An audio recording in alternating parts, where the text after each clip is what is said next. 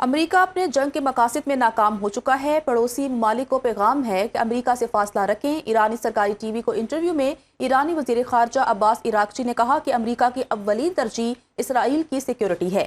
خطے میں امریکی اڈے تل ابیب کے تحفظ کے لیے قائم کیے گئے ہیں۔ واشنگٹن اسرائیل کی خاطر ہر حد تک جانے کو تیار ہے۔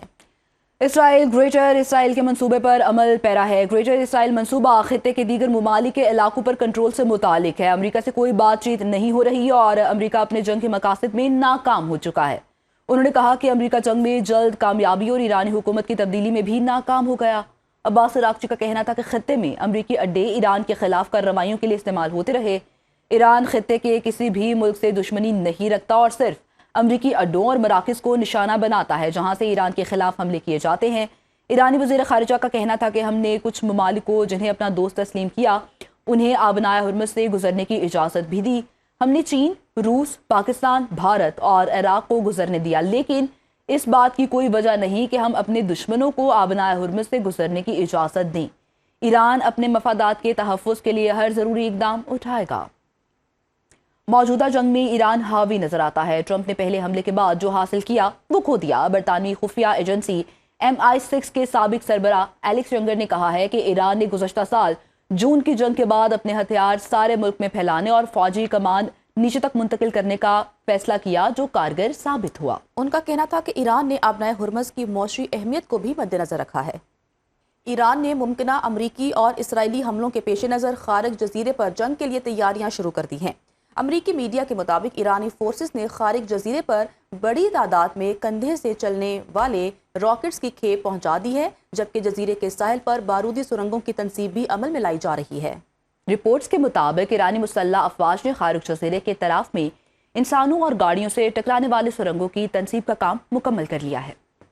امریکہ اور اسرائیل نے ممکنہ مذاکرات کے پیش نظر 2 سینئر ایرانی عہدیداروں کو عارضی طور پر ہدفی فہرست سے نکال دیا ہے۔ وال اسٹریٹ جرنل کی رپورٹ کے مطابق امریکی حکام کا کہنا ہے کہ ایرانی پارلیمنٹ کے اسپیکر محمد باقر کالیباف اور وزیر خارجہ عباس عراقچی کا نام 4 سے 5 روز کے لیے ٹارگٹ لسٹ سے ہٹا دیا گیا ہے۔ رپورٹ کے مطابق یہ اقدام ڈونلڈ ٹرمپ کی جانب سے جنگ کے خاتمے کے لیے اعلیٰ سطح مذاکرات کی راہ ہموار کرنے کے تناظر میں کیا گیا ہے۔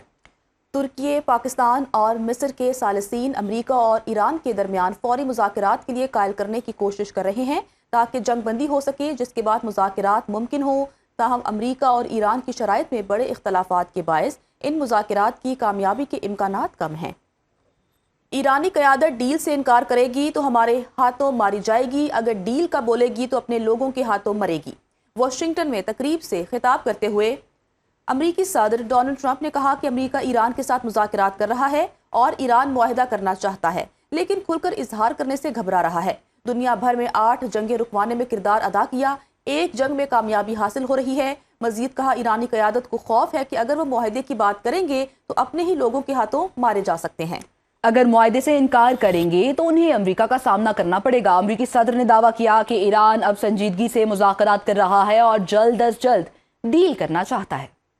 اقوام متحدہ کے سیکریٹری جنرل انتونیو گوتریس نے کہا ہے کہ مشرق وسطیٰ کی جنگ قابو سے باہر ہو گئی ہے، دنیا وسیع جنگ کے خطرے کی طرف بڑھ رہی ہے۔ مزید کہا کہ لبنان کو دوسرا غزہ نہ بنایا جائے، غزہ جیسی کارروائیاں لبنان میں نہ دہرائی جائیں۔ انتونیو گوتریس نے اسرائیل سے لبنان میں فوجی آپریشن اور حزب اللہ سے اسرائیل پر حملے روکنے کا مطالبہ کیا ہے۔